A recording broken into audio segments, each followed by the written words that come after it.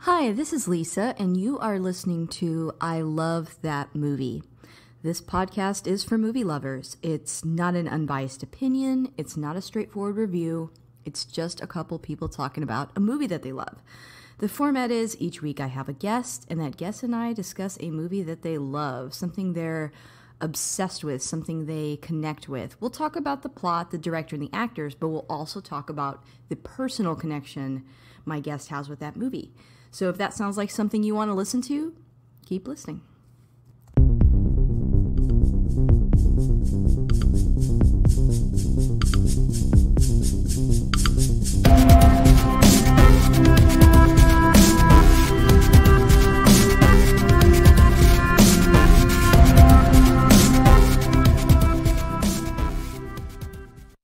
Hey, this is Lisa, and if you want to catch up with me on Twitter, you can find me at ILTM Podcast. I'm also on Instagram. I Love That Movie Podcast, and we have a Patreon. The show is always free, but if you want to support us on there, you can. That's at patreon.com/I Love That Movie. And if you do sign up, you get a weekly bonus episode of my weekly roundups, and we're going to start covering The Falcon and the Winter Soldier. So every week I'll have a guest on there, and we'll break down each episode of the show. We've also covered WandaVision, and we've covered The Mandalorian. So lots of stuff on there to listen to. We have a really good time on there, and I want to take a second to thank my top patrons, and they are Chris Balga, Michael Cross, Philip Barker, and Jeff Widman. Thank you guys so much for keeping the lights on. And if you like what you hear today, guys, please subscribe and rate the show. It does help new listeners find us. Side note, I looked at our reviews the other day, and we're up to like 45 reviews, which I think is impressive. So thank you to everyone that's reviewed us. I appreciate it. Unless you left a bad review, then no thank you. But so I have a new guest on here, which it shocks me that he's a new guest because I feel like we've had so many conversations. But I have Palmer on here. Say hi, Palmer. Hi, Palmer. How are you? So Palmer, you are from Academy Rewind. Yes, Yes, and we've chatted quite a bit over the years. I can say that now, over the years. yes. Is that weird to say? It's been many years, many moons. Let's see. At least 3 or 4. I was gonna say at least I've been following you for at least 4 because it's been almost the amount of time we've been doing Academy Rewind, and then you have been on every year except the first one for the year-end review. Yeah. So yeah, so you've been on for about 3 years running. Yes, and I say that I'm surprised because we've chatted so much that I'm like, Yep. it's like I thought I had you on, but I've only had Tim on. So this is my apology to you. Like, obviously, you should have been on here sooner. You definitely have to come back after this episode. I'm happy to have you. I mean, it's fine because I remember the second time you had Tim on, you had texted me like right afterwards, and you were like, "I forgot Tim was on the show before." I'm like, wow, that gives you a little window, guys, into my brain and how incredibly disorganized it is. I'm sure Tim's told you. Bad. Yeah, I'm sure Tim's told you a couple of times when we've recorded, and he's like, so I'm logged on, and I'm like, coming, and like I have to like run and put on my headset, and yeah. I'm scatterbrained. He's a very patient person. To be fair, it's because of the time difference, and he is an old man who goes to sleep early. There you go. So yeah, I mean, he's a busy man. I get it. Yeah, as I get older, I'm starting to feel the same way, so I understand. But thank you so much for coming on. Thank you for having me. And in addition to Academy Rewind, if you want to introduce yourself a little bit, go ahead. Yeah, so my name is Palmer. I've always really loved movies. I'm a comic book nerd as well. I got into podcasting about 5 or 6 years ago now. Tim does Beer with Geeks and Supergirl TV Talk, among other podcasts. And he had asked me to come on to Beer with Geeks a couple of times before that and to sub in for Frank when Frank couldn't make it for Supergirl TV Talk at the very beginning. So I got into podcasting through that, and I've known Tim for forever, and we decided one day to do a podcast based around watching every Best Picture nominee ever from the Oscars, which was both the best decision I've made and the worst decision I've made, because there are some bad movies that don't hold up well. And then after that, I started doing Batwoman TV talk when Batwoman got announced, because that was one of the characters that got me back into comics after a hiatus. So I've loved the character, and I've really been liking what they've done with the show. Even though Ruby Rose left, I still think the show has been doing pretty good. So we'll see where it goes from there. Awesome. Yeah, you probably remember, I remember the very first time you guys asked me to be on your show. You guys have that, you can tell that you and Tim are really good friends because you have that best friend thing where you guys kind of sound similar. And I like straight up told y'all, I'm like, I feel like I can't tell y'all apart. And I don't mean that to be offensive at all, because I have the exact same thing going on with a couple of my friends, like Kara, or like I have another friend named Sandy, and her husband's like, when you hang out with Lisa, you start talking like her. And then it's like you're Lisa for a day. And I'm like, there's just something about, two people that really know each other. It's like you have your own, like, almost like language. And that's what's so fun about your show, I think, is you guys sound like friends, and you have a lot in common. So yeah,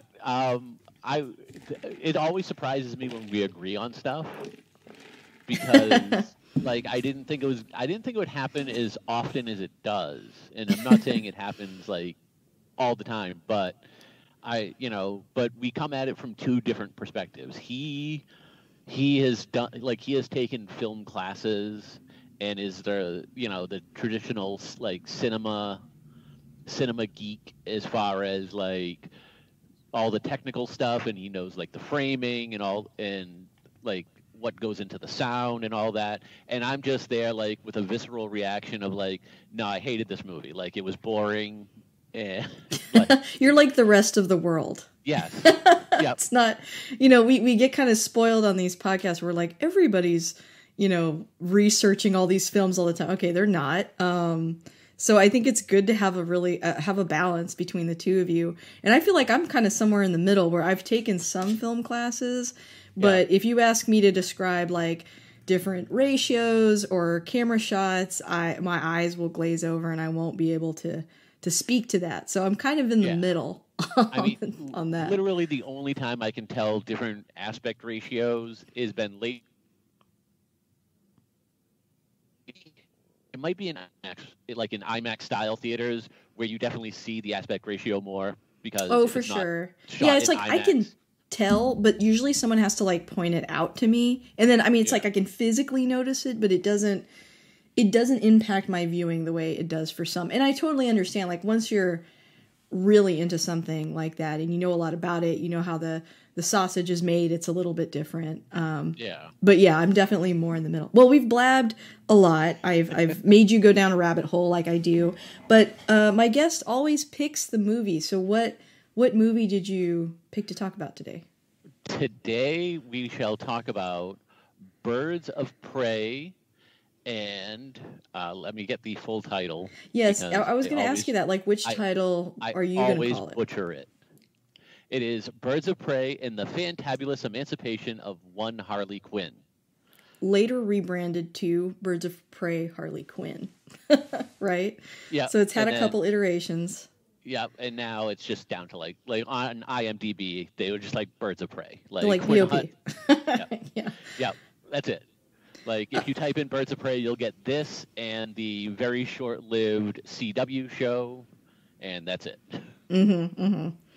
Yeah, so I'm excited that you picked this movie, and it sounds like, from the reaction that I got online, I always get a pretty positive reaction when we pick DC movies, because because you have those great followers. Exactly, brilliant followers, and I'm so pro DC that I tend to attract other DC lovers. And also there's a lot of, I think, crossover from the guys that follow you and Tim and, and Scott and, just everyone in that whole little circle. We all love DC. Carved out our own little, like, section of Twitter. Exactly. So this movie came out in 2020. I'm not going to ask you like how you first saw this and all that because I mean I'm pretty sure you saw it in the theater as I did. And you know, for anyone that's tuning in, you may want to go watch this first because I don't do like now we're going to talk spoilers. It's probably going to be a spoiler filled discussion. So I would recommend pausing, going and watching it, and then coming back. If you're still here, here is the summary of the film. It's open season on Harley Quinn when her explosive breakup with the Joker puts a big fat target on her back. Unprotected and on the run, Quinn faces the wrath of narcissistic crime boss Black Mask, his right-hand man Victor Zaz, and every other thug in the city. But things soon even out for Harley when she becomes unexpected allies with 3 deadly women, Huntress, Black Canary, and Renee Montoya. I love it's like Huntress, Black Canary, and Renee. Yeah, and Renee. And it's a cop. Yep. like code name, real name. Like yeah, that is interesting, and it speaks to some things about this movie, like that made it a little bit controversial. You know, Birds of Prey. Being a big comic book fan that you are, I'm sure you are familiar with the original Birds of Prey, as am I. This movie looks pretty different from what's in the comics. So you kind of have to be okay with that going in. Even the core group, you know, is not typically Huntress, Black Canary, and Renee Montoya, although all 3 of them are comic book characters in the DC universe. You know, we're used to, you know, Batgirl, Black Canary, and Huntress. So, you know, this is starring Harley Quinn as a vehicle to introduce Birds of Prey, but there's a lot of, you know, differences in this from the comics. I still think it's a great film, but that is something that people had a hard time with, I think. And it's, I understand that to a point because I'm a stickler when it comes to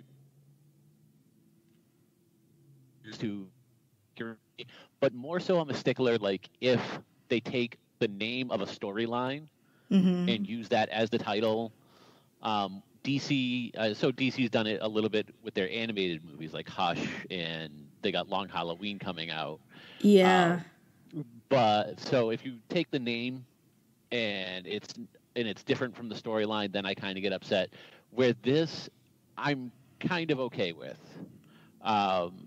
You're right. Traditionally, Batgirl's in the Birds of Prey. You still got 2 of the 3 core members, and this was also supposed to be the second movie of like a Harley Quinn style trilogy, right? Going into like Gotham City Sirens, I know, which you kind of see, so painful. Which you kind of see get set up towards the end of the movie. Agreed. So I feel like if Warner Brothers decides ultimately to either bring some sort of iteration back on like an HBO Max show or an HBO Max movie, or even into a regular movie again, we would see Batgirl in the next movie with the Birds of Prey. Yeah, I think you had a really good point when you were talking about there are some storylines that would be painful to change. Like, I'm not as connected. As much as I like these characters, I don't have like tons of issues of Birds of Prey or graphic novels. I don't have any. So for me, I like the team up. I think it's interesting. I think they're great characters, and I'm sure there's a lot of great stories, but it's not as painful as like that Batman Hush movie was, you know? Like, thank you. So like I watched that with my husband, and at the end he was like, "Oh, that was interesting. That was good." He hasn't read Batman Hush. And I'm like, it's just... It's not Hush. Yeah, I'm like, this is...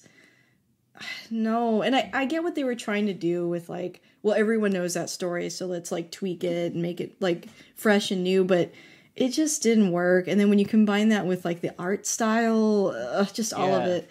And they do that a lot, where I'm like, you know, I'm excited about the Long Halloween, but they're such iconic storylines, it's like... Don't try to improve them. Like, if you're going to pick that title, just do it. So I hear you. It's funny because, like, they're a little bit schizophrenic with those animated movies because they did, like, a 2-part Dark Knight Returns that was pretty faithful to the story. Yeah. the second attempt at Death of Superman, the first part of that was almost exactly like the Death of Superman storyline. Now, the second part was nowhere near that, but so they can nail it when they really want to. And as far as like the Death of Superman animated movie, which is, as far as their animated movies go, my favorite, I think what really helped was they had the writer on there was writing Superman comics at the time, and he like knocked it out of the park. Mm-hmm. And I wish I could remember his name off the top of my head. Peter Tomasi, that's who it was. He was doing Superman right at the beginning of Rebirth, and he gets Superman and he gets everything. So, you know, that was really good. As far as the Birds of Prey go, though, one thing that I think was really good was one of the writers who's most connected to Birds of Prey, Gail Simone, who's written, I think, more Birds of Prey issues than almost anybody. Right. And I think might have started them. Loved this movie and yes. loved the group that was there. She loved the casting, and she put a big stamp of approval on it. Yeah, if she didn't really have a problem with it, I don't see why others should. Like, Agreed. It is a group, so I don't, I would have loved to have seen Batgirl, but of course, you're already introducing 4 characters into this movie, so. Yeah, I would say, like, Gail Simone's pretty open-minded about interpretations as long as I think she feels like you get the core of the character. And she seemed to feel that Huntress and Black Canary in particular were pretty faithful adaptations and, in spirit. And so she, everything else, the costumes and stuff like that is, like, relatively minor by comparison. And I completely agree. And yeah, there's been some really good DC films that are animated that were pretty faithful. I love Under the Red Hood, which is a little different from the comic, but I think that the comic, the guy that wrote the comics was involved in writing the script for the movie too, I believe. But yeah, just there's been some good and there's been some bad, but overall I enjoy them. I've got a couple of quick facts that I want to spit out before we dive into the film itself. The first one that I have is that before Ewan McGregor was cast as Black Mask, Nicolas Cage, Sharlto Copley, and Sam Rockwell were considered to play Black Mask. Yeah, Rockwell, I saw that. Rockwell passed on the role, but was considered the archetype for the casting, which 100% no shade to Ewan McGregor, but I think I would have liked to see Sam Rockwell be Black Mask. Can I admit that? You can. I honestly think if Rockwell was Black Mask, it would have, to me, it might have ended up being just another version of Charlie's Angels. No, he was the bad guy in that. I was actually going to say the movie he did, directed by George Clooney, Confessions of a Dangerous Mind, or something, where he played the Match Game host. Oh, okay. No, I don't think I've seen that one, but I mean, it would have been Sam Rockwell, right? And you can kind of see that Ewan McGregor used his acting style as a blueprint for sure. Yeah. As long as Sam Rockwell didn't do Galaxy Quest, I think he would have been fine. He's less intimidating, even though he's played a bad guy before. So I can see like Ewan McGregor being like a stronger presence as Black Mask. So I will say that. But I still think it would have been interesting. Nicolas Cage, God, I want to see that unhinged version of this film. That would be interesting. Yeah, Nicolas Cage, like, anytime I hear Nicolas Cage was in the running to play somebody, I always want the alternate universe where Nicolas Cage actually does it. Because I always had interest to see like what he would have done with the Superman movie. And then when that documentary came out a couple years ago, Superman Lives, the more I saw that, I was like, now I really want to see how bonkers that movie would have been. Right. He just brings an energy, and Black Mask in this movie has an energy to him that, I mean, it's not that it's unfaithful to the comics, but it is like, I think, turned up to an 11 a little bit. Yeah. He's less like menacing gangster and more like maniacal gangster, which I'm all about. Like, I think that's interesting and it's fun. But yeah, and any one of those guys I think would have been good. But, we got a really good performance. I think it's cool to see Ewan McGregor play this type of role because it's not something we typically get from him. So this is true. And normally I can't, his accents in movies, I never really latch onto, but in this one, at times it sounds like he's straining his English. Yeah, it definitely, you can tell. The other one that I had, or one of the other ones I had, was that Harley is happy to remove her various Joker tattoos over the course of the film. The J is turned into a mermaid, and cups added to the word pudding cups. Yeah. The mermaid is probably a nod to Gotham City Sirens, which I had not thought about, but I love. I mean, yeah, mermaid being a siren. But I for some reason, because I watched this movie today at work during the downtimes, and I noticed her tattooing cups right next to pudding. I was like, that was one of the weird things I missed here and there. Yeah, I definitely missed it. Yeah. So, and then I read that, and I'm like, oh yeah, yep. I've seen the J turned into the mermaid, but I haven't seen it clearly enough. Yeah, me neither. I would say I didn't notice this watching it, and only read this after I rewatched it. But yeah, I like that. Yeah. The last thing that I have, and this is kind of diving into just, some of the ongoing turmoil behind the scenes at Warner Brothers. I'm really going to be sad about this one. Birds of Prey was filmed between January and April of 2019, after director Kathy Yen's first cut, director's cut, was edited and shown to Warner Brothers. The picture studio executives and producers had mixed reactions to it. It was test screened to an audience sometime in the summer of 2019, and although there were some positive reactions, the vast majority of the test screenings, audiences hated the film, especially the action sequences and original ending, in which it was revealed that Diamond Cassandra Cain stole and contained... Now, this is contested, contained explicit pictures of Black Mask. Warner Brothers then demanded massive reshoots of the film, and in August of 2019, Chad Stahelski was brought in to direct all the new action sequences, and reportedly either Yan or someone else directed some of the new scenes, which caused the budget to rise up. Yeah. Now, if I remember correctly, Yan has said that the Black Mask photos was not a real thing. Yeah, that's what I heard too. In fact, she got pretty upset at a journalist who said, "Oh, it was going to be dick pics or something like that," and she. Yeah, I believe that might have been Grace Rudolph. I think so. Yeah, and she clapped back and was like, before directing, I used to be a journalist, and this is super unprofessional. You don't have a good source for that information. It's completely false. She went off, and I was like, wow. I mean, she was fiercely defending it. From what I've gathered, because I don't follow her, I don't follow Grace at all. Me neither. From what I gathered, calling her a journalist is using that definition in the loosest very loosely. Yeah, more of a blogger. Yeah, but it's we're in this new era of. I mean, even what I'm doing, it's I'm not a professional, podcaster. I'm not a professional movie expert.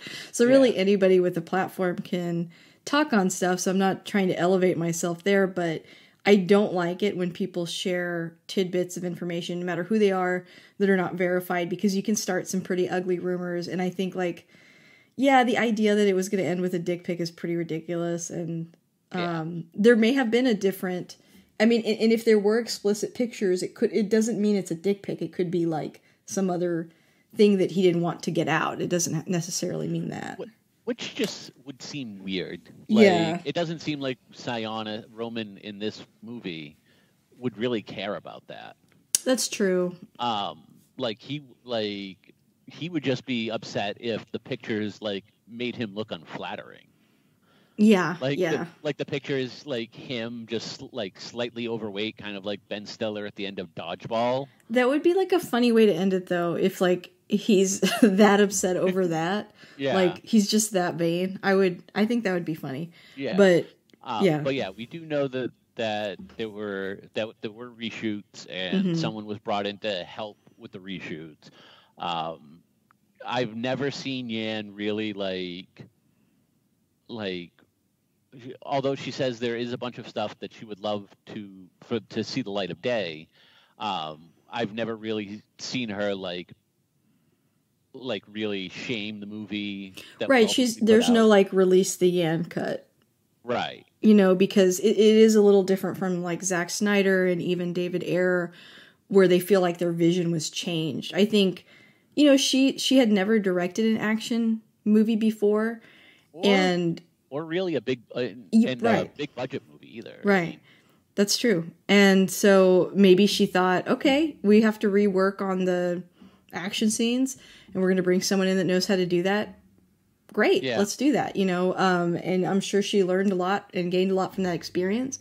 There are some things that happen aesthetically in the movie that I feel like were altered, and maybe we'll talk about those as we talk on. So I would be curious to see. I feel like there were some things added to maybe try to make it match more the vibe of like Suicide Squad, or to kind of bring some lightness to the film. But I don't think anything happens to where I'm like, this is a Frankenstein movie. You know what I mean? Like Justice League or oh, something. kind of Yeah. Justice League, or like what was it, Fantastic Four? Yeah, like there's nothing Um, extreme, but it does kind of show you behind the scenes how there does seem to be a trend in for that studio of going back and changing things. Although that's happened at Disney too. I mean, let's not forget Solo, right? So these things happen, but Yep. just wanted to touch on that briefly because I feel like if we don't talk about it, someone's going to ask, why didn't you talk Yeah. about that? Yeah, unfortunately, like it's funny when WB does it, it becomes like this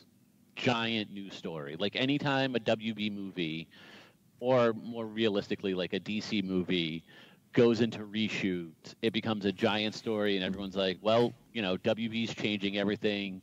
The film must be a dumpster fire." And then Right.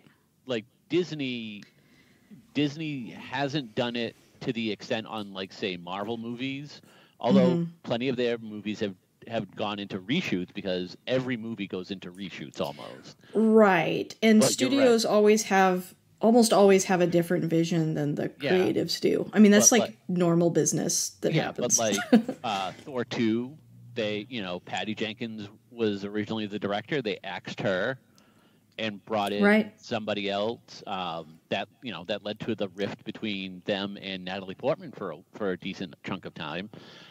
You had Yeah. Rogue One, it happened on, and you're right. Solo Story was the more famous one out of all. Yeah, of them.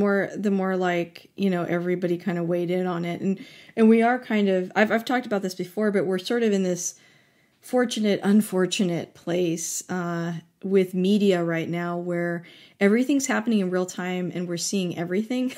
And it's like, Yeah. sometimes it's like, people put so much stock into like a rumor. Like I remember when my dad was really excited about The Mandalorian, he was listening to like everything and he was telling me all kinds of gossip all the time. Like, oh, did you hear like Pedro Pascal and Filoni aren't getting along and stuff like that. And I was like, Dad, I would take that stuff with a grain of salt because people are quick to blow things up into a news story that aren't really happening, or even if they are, it doesn't really affect the final product. So for the most part, unless, there's been some stuff with Ray Fisher that I've been vocal on that I think kind of steps outside of the bounds of just behind the scenes drama. Right. But there is a lot that happens behind the scenes that doesn't necessarily mean that a project's about to fail. Like he was approaching it like, oh no, what if they get in a fight and then like there's no more Mandalorian? And it's like, don't worry about that. Like, Yeah. some people are creating content when there isn't any, and they may have their own reasons for doing that, but you don't have to get too wrapped up in every single nugget that you come past. And over the years, I was probably the same as him a while back, but as I've followed stuff more, I've learned to kind of wait and see how things turn out. So when they were Yeah. reporting this movie was tragic and going to be horrible, I was like, you know what? No one knows until it comes out. Right. And then it came out, and I really liked it, so I didn't feel that way. Yeah. Now there are some things that I've heard about from the original cut that I would love to see. Um, One of the main ones is there's like a full sequence of the diamonds are a girl's best friend. That's what always pops into my head first thinking about this movie. The way it Yeah. was like sped up and truncated. I'm like, no, because I think from the trailers, I could not wait to see that scene, and it is Right. painful that that's all that's in there. I 100% agree with you. That's one thing in particular that I wish we got more of. Yeah. And again, like we said, like Yan has never really said like I'm disappointed in what was released, and I don't think the writer Hodgson has said that either. So they might have reworked stuff, and some stuff might have got changed. I would, if there was ever a way, because I would always love to see the director's original visions. Of Like course, in a perfect yeah. world, you're giving them all this money, let them do what you pay them for, and you have the ability now to still, if they were able to show a cut of the film to an audience, then chances are it doesn't need that much work. Like it doesn't need as much work as say like the Justice League needed. Right. So you probably have a vehicle to put it out, especially now with HBO Max. Like just throw it up on HBO Max and be like, just as like a Benny, like here's some extra scenes, like yeah, that would be great because I would love to see the extra scenes cut out. I would also love to see if the person that they brought in was primarily to rework the action sequences. I would really love to see what Yan did with action sequences coming off of like a very indie background. Yeah, because it could be like a fresh and interesting take, Yeah. It's a different perspective. Yeah, I agree with you. Well, do you want to talk a little bit about the cast? I know we talked a little bit about Ewan McGregor, but there's a lot of different faces in this movie. There's this newcomer, Margot Robbie. Who is having quite a moment that's lasted years now. Yes, she, so if I remember correctly, at least for me, and I don't know if this is correct history, but she kind of jumped on the scene with Wolf of Wall Street. I think so. I mean, I'm sure she did other things, but that was kind of what put her on the map. Yeah, well, I mean, because she is Australian. Yes, that sounds right. Yep, Australia. Okay, yep, okay. Because every good actress now is from Australia or New Zealand or England. They have the better acting schools, I guess. Yeah. So, that's right. She was also in About Time. Yeah. That's true. And then before that, she was in the Pan Am series that lasted a minute. I think, like one season. So she really jumped onto this to the page with Wolf of Wall Street, which I believe she was nominated for. That sounds right. Yeah, and that kind of kickstarted her career. From there, she was The Big Short, and she's done some indie movies here and there. I, Tonya. I, Tonya, Goodbye, Christopher Robin. And then she became Harley Quinn in Suicide Squad, and she's just been in lots of stuff, and usually to pretty well acclaim. Like she was Sharon Tate in Once Upon a Time in Hollywood. I don't particularly like a chunk of that movie, but I love her, and I wish she had more to do in it. I agree. And then Bombshell, which was fantastic. Yeah, she had a great performance in Bombshell. Yeah. And then from there we go to, an acting veteran in Rosie Perez. Who, I haven't always paid attention to her career, but one of the things I remember her most from is It Could Happen to You with Nicolas Cage. Oh, I don't think I've seen that. It's a movie in which Nicolas Cage is a cop, and he goes out to this restaurant, can't leave a tip for this waitress, and he's like, well, I have a lottery ticket, and if I win the lottery, I'll split the winnings with you. And she's like, yeah, right, whatever. Like, I'll never see you again. And he ends up winning, and he goes back and he's like, all right, I told you I'd split the winnings with her. And Rosie Perez plays his wife, who is not happy at all about this. Yeah, I can see that. Yeah, but it's him, Bridget Fonda, and Rosie Perez. It is a movie from '94, so it is really good. But she's also in like Road to El Dorado, Untamed Heart, and Do the Right Thing. Oh, yep, Do the Right Thing. She was in an episode of Frasier, apparently. Oh, I love that show. So she's been around for a while, and she is very much the elder statesman of the cast. Mm-hmm. Yeah, that was like a, sort of a, not controversial, but people had opinions on her casting because in the comics, that character is quite a bit younger. But I really enjoyed that they casted her in this role because I feel like there's not enough varied ages of women on screen to begin with a lot of projects, and that's something that's slowly changing.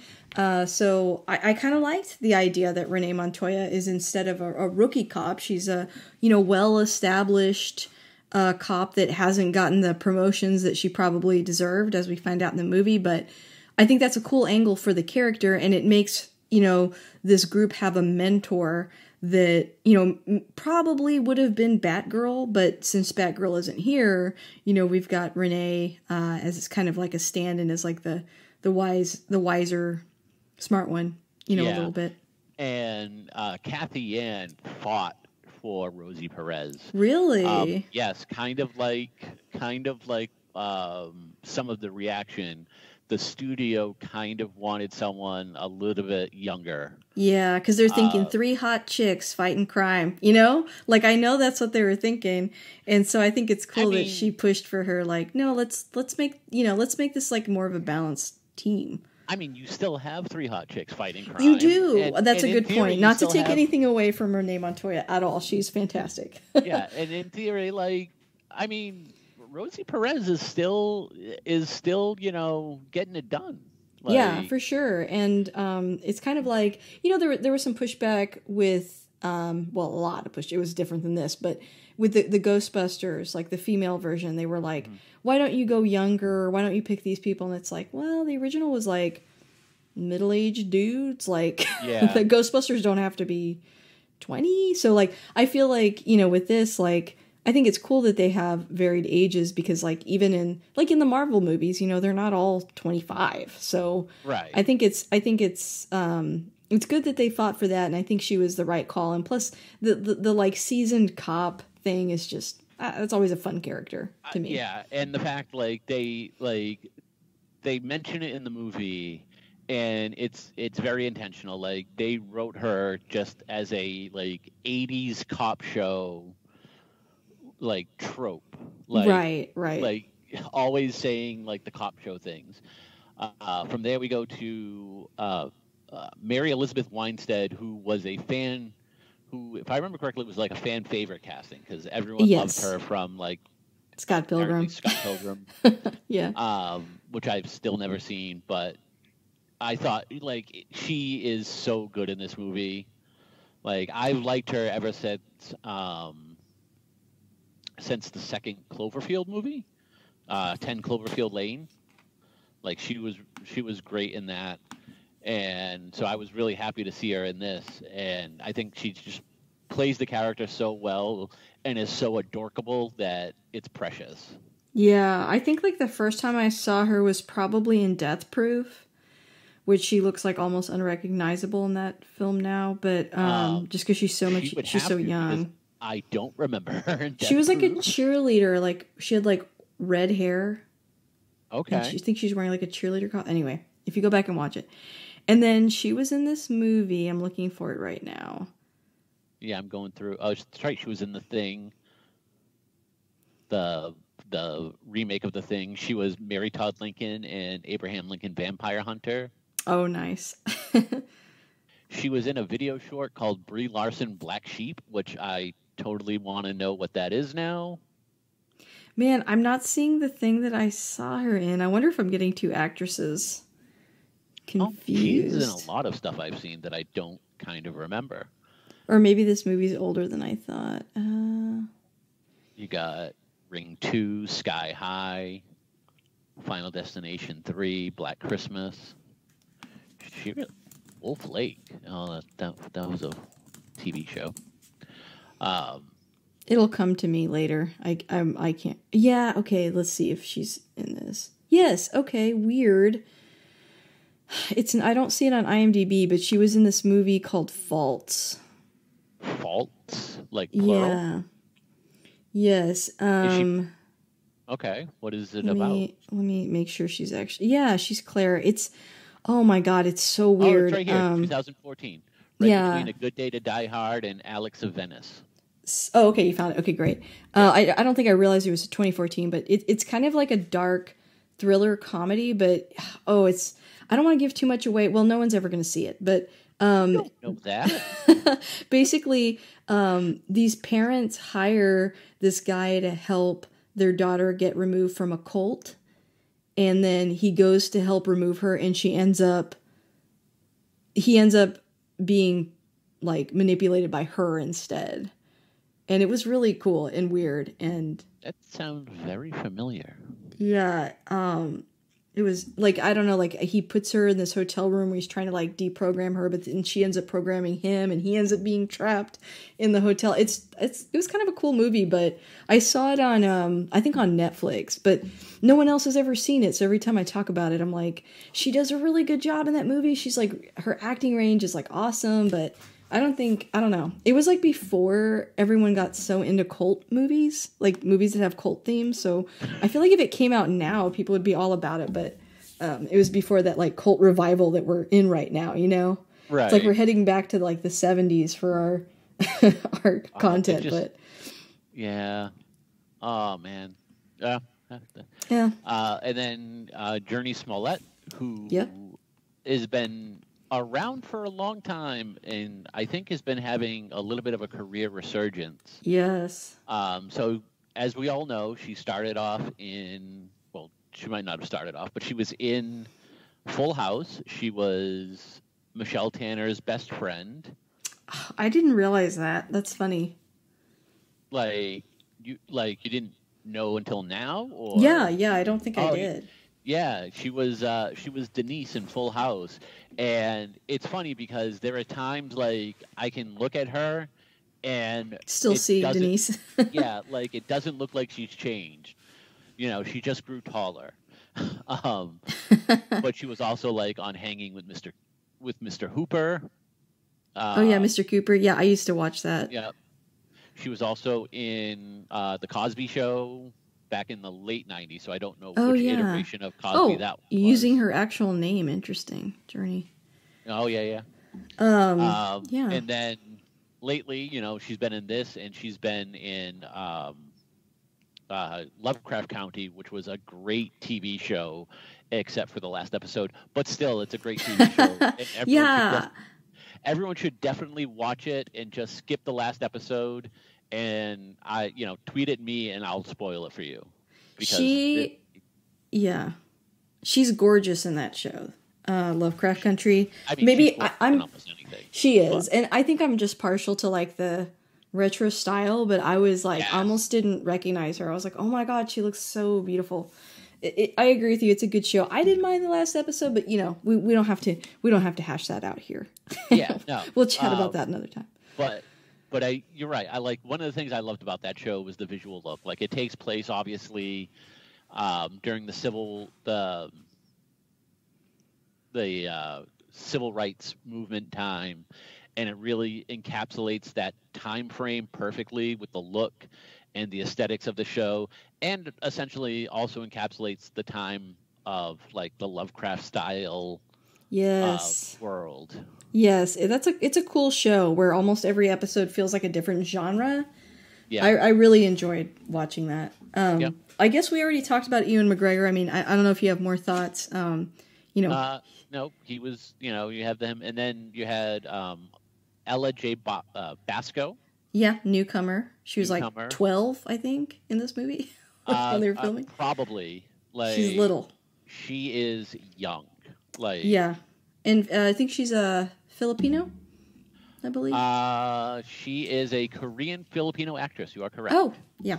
Her godfather, Dante Bosco, is from Hook. Oh, She also wow. plays every instrument under the sun. Oh, I Apparently, didn't know that. That's cute. Yep, she plays guitar, ukulele, and piano. Oh, wow. I can't play anything, so kudos to this child. And I believe Dante Bosco is the uncle of Journey Smollett. How interesting. Small world. It's a Smollett, actually. I remember, Cassandra Cain in this movie is extremely different from the comics. Cassandra Cain, orphan, ends up being Batgirl. Her signature thing is that she's a silent assassin. So she's like, she's one of the people from, I think, Raja Ghul. No. What was her father's name? Anyway, she's an assassin, and she's badass. And so now they've kind of changed her background here to be, street urchin. And that was something that was kind of controversial too. But I don't know. I'm able to be like, she's a different character from the comics, and that I'm okay with that. Like, would I like to see the Cassandra Cain from the comics? Like, obviously. But, I was open-minded to this other interpretation. Yeah, and this is one of those instances where, like, I never really read, like, I didn't read the comics around the time, like, she jumped on the scene, which was during, like, the No Man's Land era of Batman. Mm-hmm. And then she became Batwoman, so I never really had, like, the strong affinity for her that everyone else seemed to have. So her being a different character in this, I was completely fine with. Also, like, having a character that doesn't really talk a lot in a movie, I don't know. I don't know how well that was going to do. I mean, it's like I could see a world where they just named her something else. My background with Cassandra Cain is mostly from, like, when I read Batman and Robin Eternal, and I think too in some of, like, the side stuff.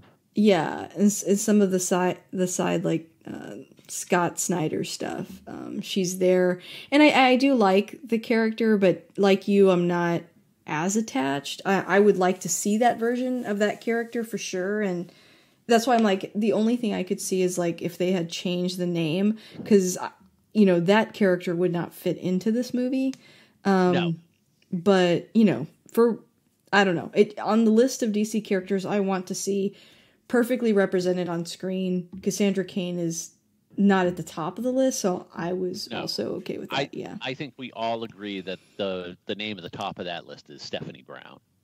There you go. I'm not going to argue with that, because she's definitely towards the top for me too, as you know. Yeah. And then we have Chris Messina as Victor Zsasz. That kind of rounds out the top part of the cast. I honestly don't know much about this guy, other than, in a picture, he looks dashingly good looking. I know, like, when he's Zsasz, he's so creepy that it's like when you see him outside of that movie, you're like, this is the same dude. I know his face is super familiar. Oh yeah, he was in Argo. I was going to say, apparently he was in Argo, so... Looking through here real quick. I'm so professional, looking at it in the moment. Yeah, like, he has a face that looks familiar. He was Reese Lansing in The Newsroom? Oh my god. It's another character I wanted to punch in the face. Yeah, so I mean, he's been around for a while, and I feel like he's got one of those faces that's like, I've seen him in an episode of Law and Order. Yep, Law and Order down here. He's that kind of actor, but yeah, he's very handsome outside of this movie. I can't find Zsasz handsome because he's so disturbing. He was also in You've Got Mail. Oh, okay. Man, it has been so long since I've seen that. It's been a minute. I don't remember him in that, but I know I've seen that movie a few times. Yeah. But you're Well, right. He looks handsome outside of this, and that's a credit to him because that yeah, he means transformed. yeah. Um, And as far as like comic accuracy on Victor Zaz, he was he was different.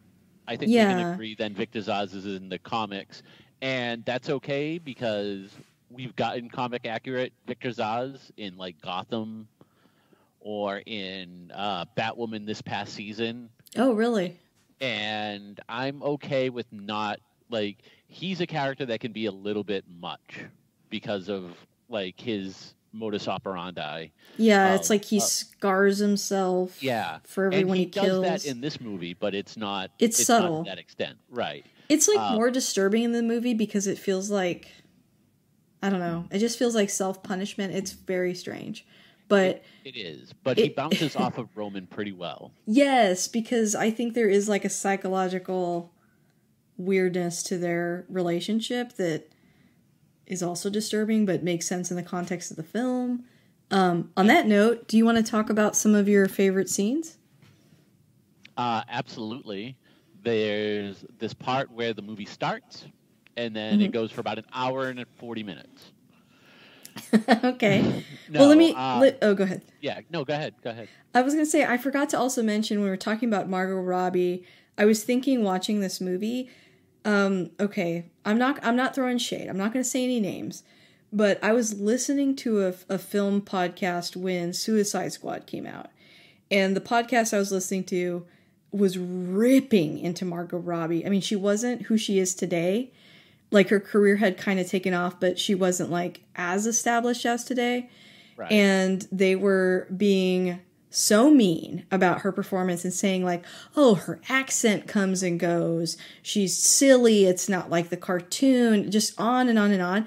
And it's funny to remember that critique and to see her now and like how established she is at Harley. Like by the time the Suicide Squad comes out, she'll have been Harley 3 times.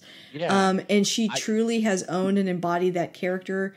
Her take is now the new take, and I just wanted to give her a quick shout out to that because I just think yeah, that's such a like cool progression. I don't I don't I honestly don't understand that critique because like I I want to see David Ayer's version of Suicide Squad, but I Me also too. love the Suicide Squad movie. I thought she was great in it. But to me, that's always been Harley Quinn. Is she a little bit different than the cartoon show she was originally in? Yes, Yeah, but she that's is. okay. It's fine, and she is the Harley Quinn that was in the comics at the time. That's true. She The roller derby kind of, yeah. the roller derby being written by Jimmy Palmiotti and Amanda Conner.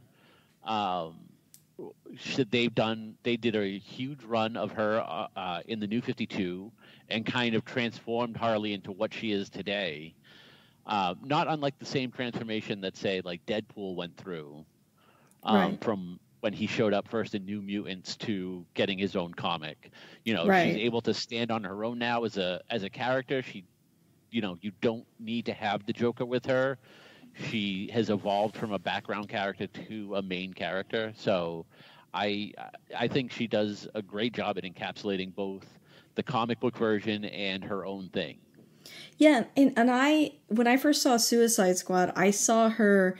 I could hear the fact that her accent kind of came and went, but I Right. interpreted that as intentional. Like when she's Harleen, or when she has like those lucid moments when she's being a little more serious and Yeah. dealing with like what she's going through, she drops the sort of Harley persona. And I think that's like cool because it's just like another layer to the character. We don't really see that as much in this movie. She's like full Harley now, which is fine too. Like that's her progression. She embodies being 100% Harley all the time. But I always saw her slipping in and out of it as like a choice. We see it like once or twice when she's like analyzing another character in the movie. That's true. That's true. Which I Um, loved. And that yeah, was in the original Suicide Squad, in some of the stuff that ended up on the cutting room floor. And I mean, I think a lot of that's because Margot Robbie went from being cast and kind of being directed on what to do. By the time she's on this movie, she's producing it and has a lot of creative control over, you know, the look of the character and the direction. So she was probably like, hey, let's bring some of that back. That's what I would like to see more of in this movie. And it's such a good choice because, yeah, the character is a doctor Yep. and she is a psychiatrist. So I loved that in this movie. There's a recent Batman issue in which he is talking to Harley Quinn, and she mentions, as she does in this movie several times, how she's a medical, you know, like she's like a professional psychiatrist. She's like, you know, I have a degree in psychiatry and whatever. And she's saying the same thing to Batman. And Batman just turns around and he's like, there's no way your license to practice psychiatry is still valid. Yeah, definitely not. She's taken a few liberties with her license and it's no longer valid. Yeah. But like, you know, we talk about favorite scenes. I think this movie starts off really strongly at the very beginning with like her animated version of her life, like her father selling her for beer, her going to the orphanage, her going to like the orphanage with the nuns. Yeah, I liked that all kind that. of feed her, and then you know you have the animated of her like falling in love with two guys, and then a girl who's actually drawn to actually look like Poison Ivy from the animated series. Yes, I noticed that.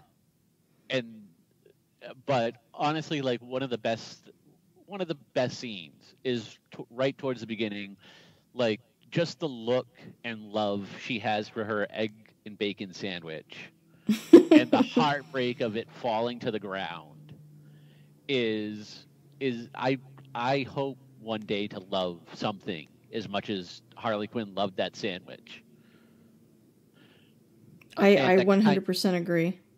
You know, and it sets the tone for the movie because is it over the top? Absolutely. Is it fun?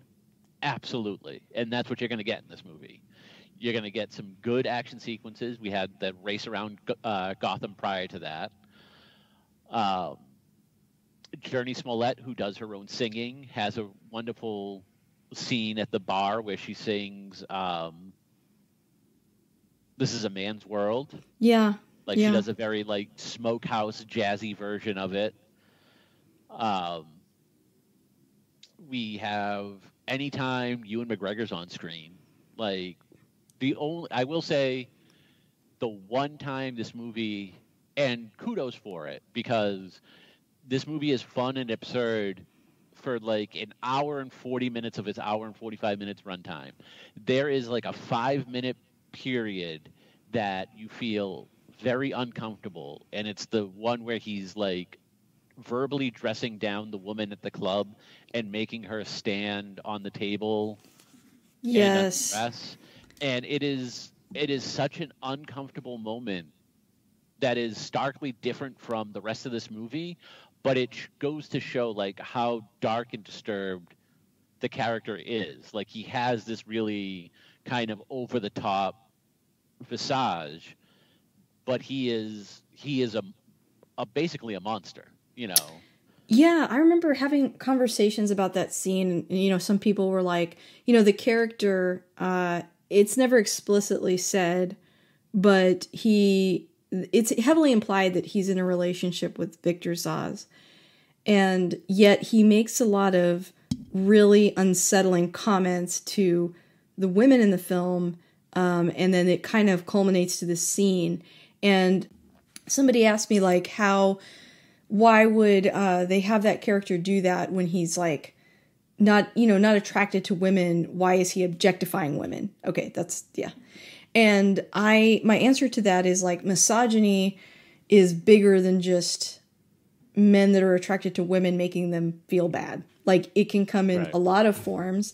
And I also think that it displays his narcissism as well, because it's not just about, you know, objectifying women. It's about like humiliating someone and making them feel terrible, because he gets a lot of satisfaction and power when people feel small or are under him. And he uses a lot of language in the movie, you know, calling Black Canary his little bird and things like that.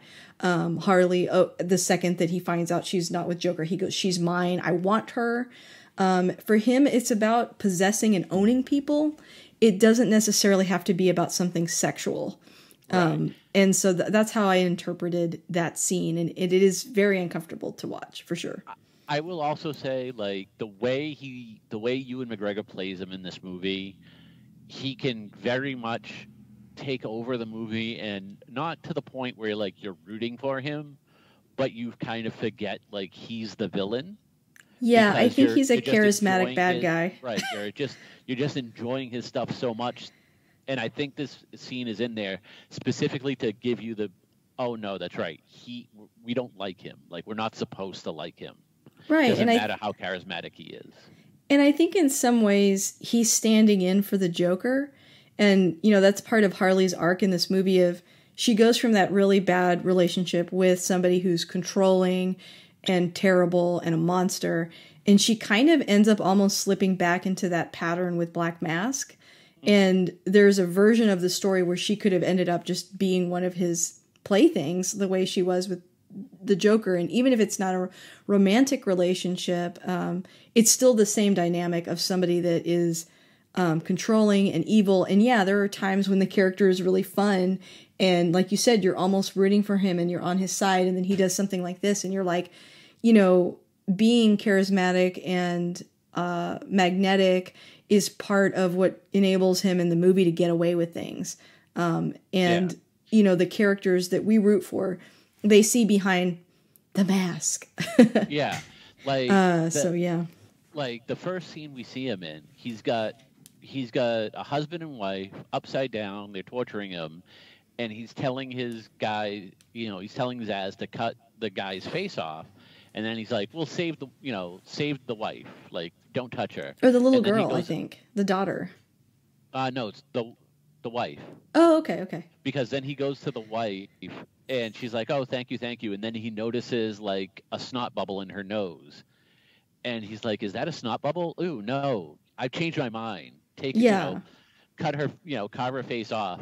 Like the way he delivers that. Yeah, it's an evil act, but he it's just done in such a way like you can kind of forget that he's doing something evil. So right, because he's like fun and maniacal and stuff. Right. So I don't think the scene went too far. I think in lesser hands the scene could have gone too far. So, but I think that scene was done very, very purposefully for that. And it was done tastefully enough that it didn't linger and didn't become like a torture porn type of scenario. And they make us forget about it really quickly, which I think is intentional. And later when he's more of a monster in the movie and we see worse sides to him, we can look back on that scene and be like, well, yeah, he did slice people's faces off. That did happen. There was that slight thing he did in the beginning. Right. That maybe we should have saw coming. Another great scene is just Bert and Ellie when we see her downstairs from Harley's apartment at the Chinese food restaurant. Yes. And you know the guy asks who she is, and we have a flashback to her like standing in front of a mirror, talking to herself, introducing herself like several times. Do you know who I am? Right. Yes. Like that is such a great scene. And like as soon as I saw that scene, I instantly fell in love with her version of this character. Yeah. Because, you know, she's just she's a dork. Like she's just like all of us. And, you know, it was great. She was very relatable. It was fun. And then from there, we have her like in the the last action sequence, right before the last action sequence, when they're all inside the house, and Black Canary's like, "I love this girl. She has rage issues," and she's like, "No, I don't." Well, it's like that character, you know, in the comics, you know, like in the movie, her family was slaughtered in a mafia sort of, you know, warfare thing, which is a really cool backstory. But it's fun that, you know, that's her backstory. Then she trains herself and then goes back and starts to take out everybody that hurt her family. But what's interesting about it in this movie is that she does all that, but like her personality doesn't match how cool her background is and her training. She's goofy and kind of awkward, a bit of a loner, you know, because she's been pretty focused her entire life. Like she doesn't have friends. She doesn't know how to interact with people, which is great. Like, and you see that at the, like, I love her at the very end when like Black Canary's like, oh, I love how you did this and this, and she's like, I like how you kicked really high. Yeah, and all the characters are kind of they're loners, you know. I mean, that's kind of what the movie is about. Journey's character, Dinah Lance, she's kind of worked herself into this position where she's, you know, becomes the Black Mass driver, and she doesn't trust anybody. You know, we get that really great scene with her and Renee where you find out that she's inherited her powers from her mother, and her mother was a good guy, but it got her killed, and so she kind of doesn't want to follow down that path, so she kind of just doesn't trust anybody. So that later when she and Harley have that scene together, and Harley makes a comparison between the two of them, and she's kind of like, I'm not like that. But they're people that don't have anybody to have their back. That's kind of what all these characters have in common. Renee has been passed over in her career, not treated with the respect she deserves, and doesn't have the backing from her department. You know, Harley only had the Joker, and once he's gone, she's alone. And so they all kind of have this aspect to them where they really have never had like a little gang, you know, to be in, and they find each other. And I don't know, I just kind of like the way that they frame that in the movie. Yeah. Now, I have one question with Black Canary, Mm-hmm. and I notice this every time I watch the movie, and I've asked this question into the ether on Twitter. Okay. And I've yet to find out. So in the club, when she's talking to Harley, and I think you can see it in a few other scenes, if you look on her shoulder, she has a patch. And I can't tell if it's like a nicotine patch, because we do see her smoke here and there in the movie. Or in the comics, I believe she has used like a power dampener in a similar style. And it's like right on her shoulder, like there's a little black spot where you can almost think it's a tattoo, but when you look at it, you can definitely see like the clear kind of like Band-Aid style around it. Interesting. I had never noticed that, so I don't think I have a good answer. But I've asked everyone. I've tried tagging Kathy. I've tried tagging Journey. I tried tagging my friend Lauren, who wrote like a 3 billion tweet post about this movie. And no one knows what it is. This is one of life's great mysteries, then. I know. I wish I knew. Like, this is why I need comic conventions to come back. Seriously. So, like, somebody from Birds of Prey can be at a comic convention and be like, I need this answered, so I can finally sleep at night. I hope you get that answer soon, because I miss comic conventions as well. But I don't know, but I will be looking for that the next time I watch this for sure. Yeah.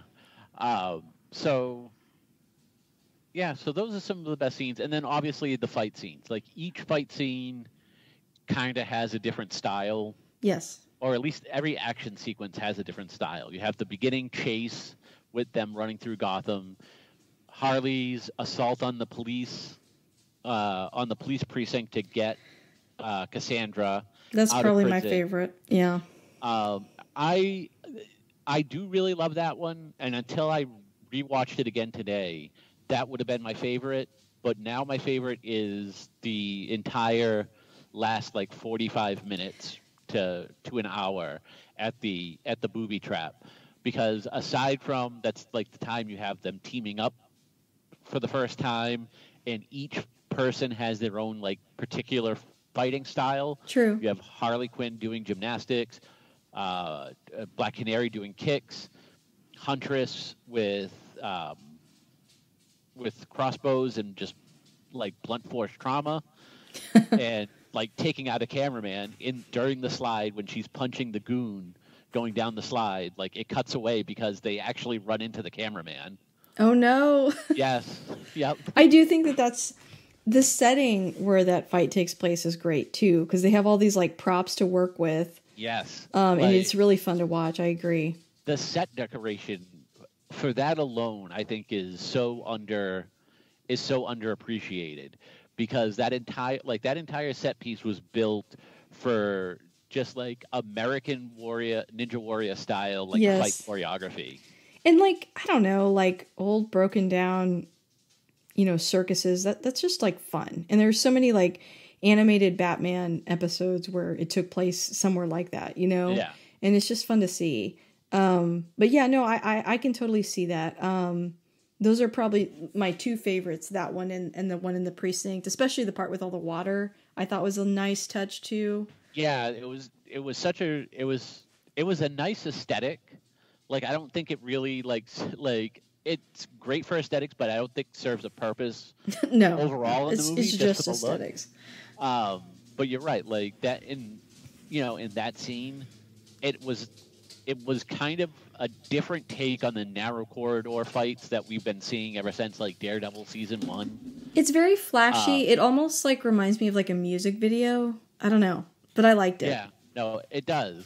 And but it was given so Harley could showcase her gymnastics ability. Like yes, it was wide open. Now, there's a fan theory about the assault on the police precinct. Oh, really? Yes. So as we all know, like Harley is crazy, and she can be considered a very unreliable narrator. True. And she is the one kind of narrating this movie. So there's a fan theory that her assault on the precinct when she's like shooting beanbags and glitter is like her version of events, and she's actually just like killing these people. Interesting. I was going to say, I like the different take of her not actually killing anybody, because I felt like this part of the movie, she starts to have a turn. I mean, we've seen her break legs and kill people in the beginning, but those were bad guys, so we could kind of tell ourselves like, that sucks, but those people really suck. So, oh well. Right. If she goes into a precinct and kills a bunch of cops, then we're going to view her as a villain. Right. And they're trying to keep her in that gray area. But that theory, it could be. I like the interesting take of the theory. Yeah. And even in like the comics, when she's now like, I guess you would consider her an anti-hero, she does kind of slip here and there. Yeah. But I do think it would be more of her character to have just gone in there with like beanbags and that. Because it's like fun and silly, right. and no one really gets hurt. It kind of keeps her from crossing that line. But no, I like that theory she'll still. Still do that. She'll still do that with like the bad guys, but not necessarily like the good guys that kind of unfortunately get in her way. Right. Yeah.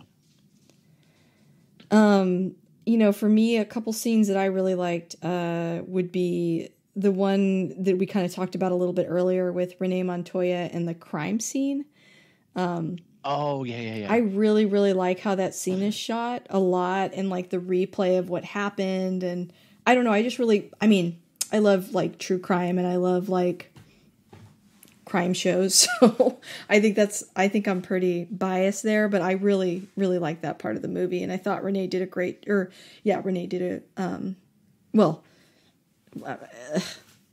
my words are Rosie, not Rosie. Renee. Renee is a character. I thought Rosie did a really good job in that scene, and it made me instantly pulled into her character more. Yeah. She's breaking down exactly what happened. And the guy there, like, the guy there trying to interrupt her, and she's like, "Shut up, let me do my work."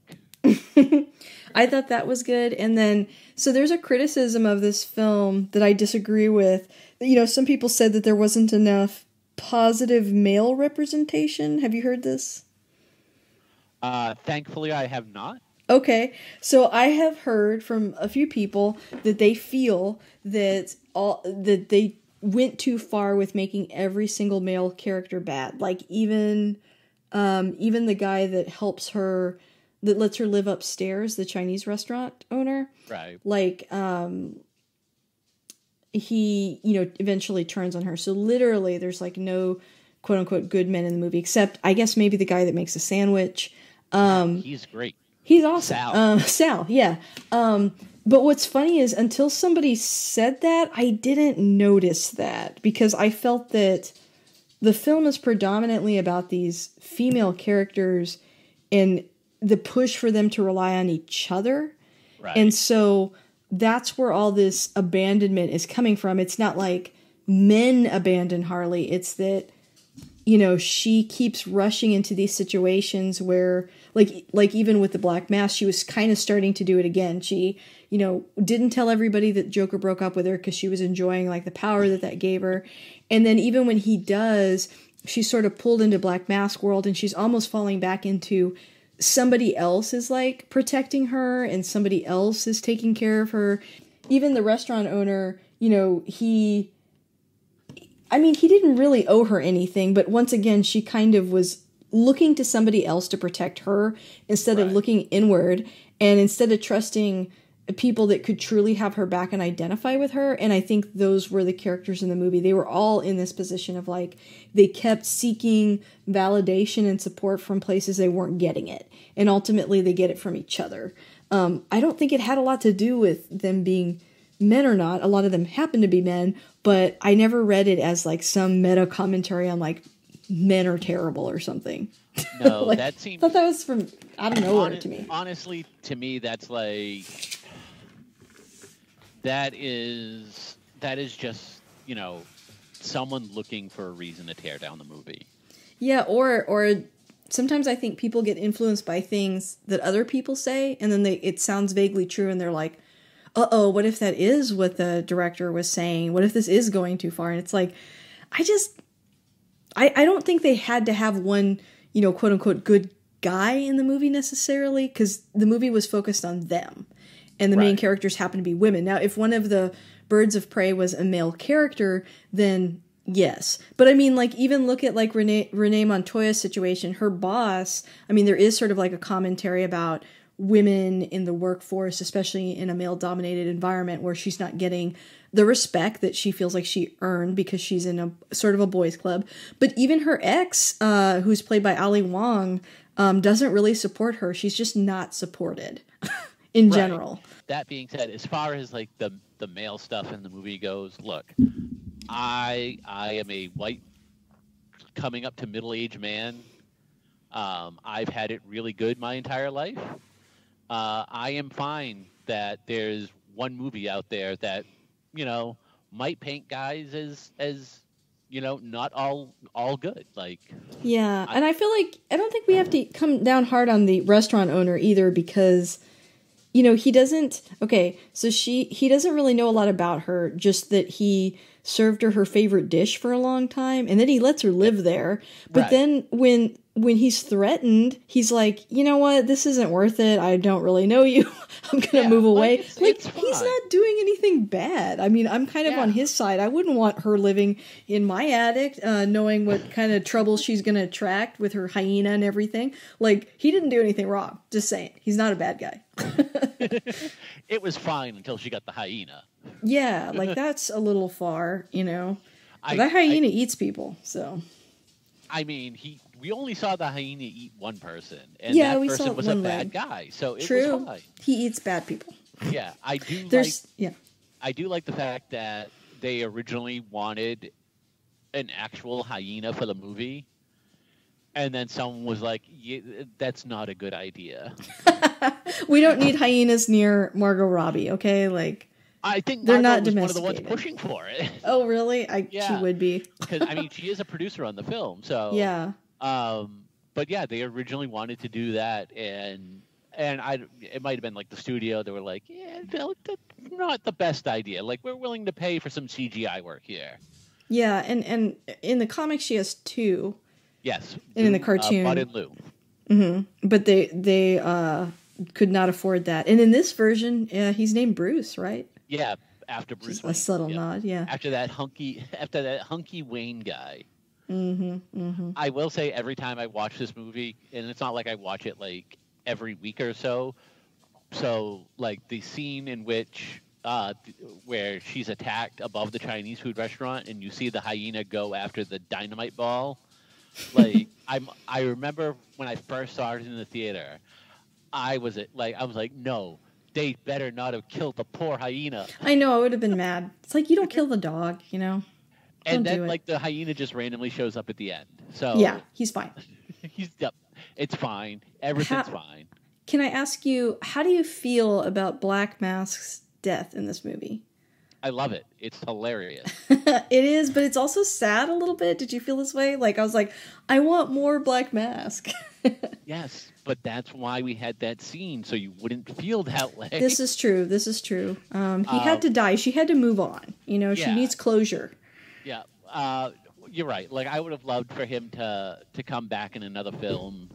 I don't know if, I can't see, like, Ewan McGregor is a star, but he's never really shown, like, he's too big to go back to a role, or he's unwilling to do these roles more than once, because, he did 3 Star Wars movies. Exactly. Like, I was going to say. If you want him and you meet the price that he's asking, chances are he'll do the movie. Sure. So, yeah, I would have liked to have seen him do more with the role, but I mean, it's just an unconventional ending. Like, it usually is. you get, usually you're franchise building, and you don't necessarily want to kill off the bad guys because you might need them back down the road. But then they do abruptly. Yeah. Yeah. And this one was just like, let's blow them up into 5 pieces. It's great. Yes. Well, that brings me to my last couple of questions then. What about this movie, like, if you had to summarize it, we've talked about it, but what about this movie has you coming back to it? Like, why do you think you've seen it so many times? For one, I just love, I'm a huge DC nerd. Like, I love DC Comics. I love Margot Robbie. So that's 2 things right there. And even, I thought this is one of the best cast for a comic book movie in quite a while. I've liked most of the DC casting, Ben Affleck, Henry Cavill, but this one, the entire cast from top to bottom, I think I really enjoyed. It's a fun action movie. It's got the kinetic pace that I kind of wanted since I saw the first Suicide Squad trailer. Mm-hmm. The one that was set to Ballroom Blitz. And yes. I feel like this movie delivers on that first. That energy, yeah. Yeah, that first energy. And really, to be honest, when this movie was in production, I followed it pretty closely, and then the first trailer came out, and they announced the date that it was going to be in theaters, and they did that a year in advance. And this is the first movie that, from the day it was announced, as far as what day it was coming out, I had texted, I had texted Lauren or Lauren texted me. We made plans that day to go see this movie that was coming out a year from now. Aww. Anything could have happened, but we were we live a few states away, so I was like, nope, when it comes out, we'll go. And that's kind of been our MO. We saw Margot Robbie's movie Dreamland at Tribeca. Oh, cool. 2 years ago. So and we've already made plans when Margot finally gets that Barbie movie made that she's supposed to be in. Oh yeah, I forgot about that. Yep. We're gonna be the only 2 adults in the theater at that point. But So for one, again, I love the characters. 2, it's just a really good common bond between me and a really good friend. So there's that. Oh, that's nice. There's that aspect to it too. That's really cool. I've seen this movie a handful of times, but I don't have something that personal connecting me to it, but I did follow it very closely. And, I liked a lot of the changes that were made to the Harley character in this movie. I like her fashion choices a lot more in this film. Not that I didn't like her costume in Suicide Squad, but I felt like this was sort of an evolution of the character. I liked the interpretations. We didn't talk about it, but I love the soundtrack of this film. I remember when the soundtrack came out, a lot of people were like, well, who are these people? And this isn't the kind of music I like. And I was like, you might feel that way, but I think a younger audience is going to really connect with a lot of this. And the album did do really well, kind of like with Suicide Squad. And I like a lot of the songs in the film. I mean, but yeah, they're popular songs. They're very popular songs. But if you're not like listening to stuff like that, you wouldn't know that. So you're just like, who are these people? Who's Doja Cat? Like, so who's this Blondie? Yeah. Who are these people? Oh, yeah. So no, I understand that, but you're right. Like the soundtrack is pretty good, but I typically like, as much as I like cinematic scores and original songs, I mean, I love songs. I love recognizing songs too. Yeah. So, if a movie has like a jukebox style soundtrack, I'm usually okay with it if I know the songs. Mm-hmm. And every so often I don't know the songs, and I tend to like songs, new songs. Yeah, I think it led me to like some artists that I hadn't heard before, for sure. So my other question to you is like, what's your elevator pitch for this movie? Like, pretend like someone's never seen it, and you're trying to get them to watch it. What do you say? Easy.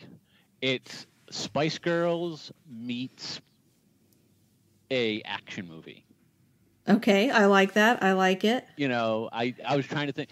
I wouldn't go as far as to say like Spice Girls meets Michael Bay or John Woo.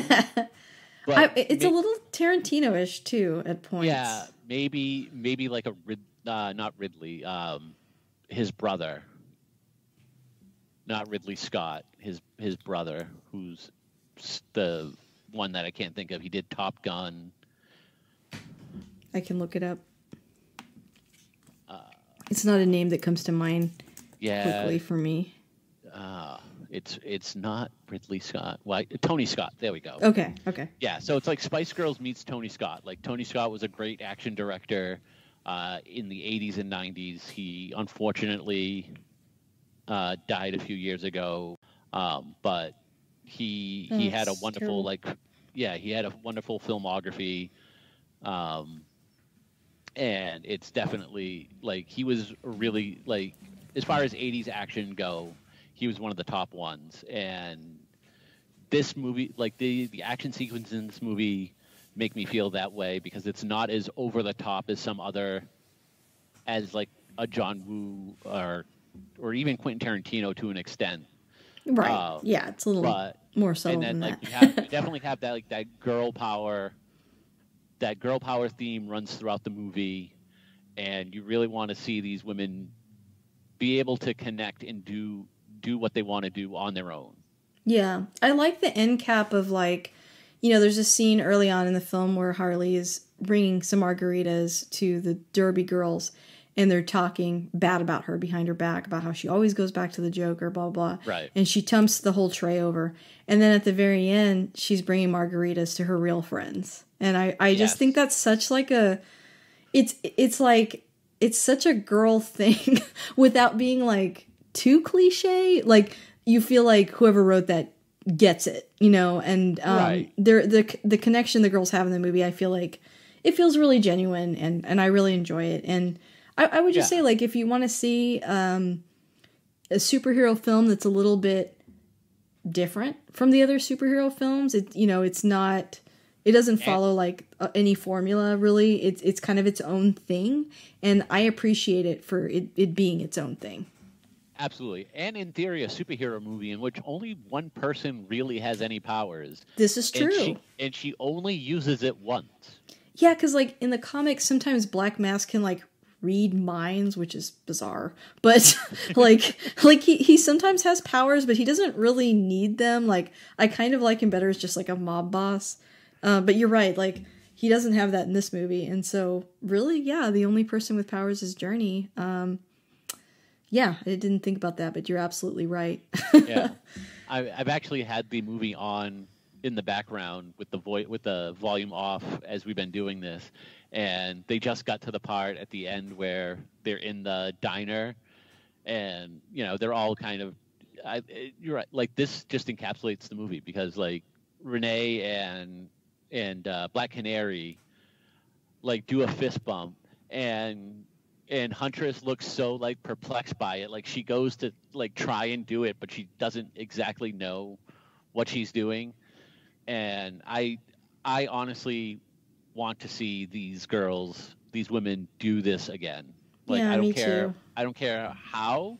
I don't care if it's a TV show, a movie, a limited series. I don't care if I have to start a GoFundMe.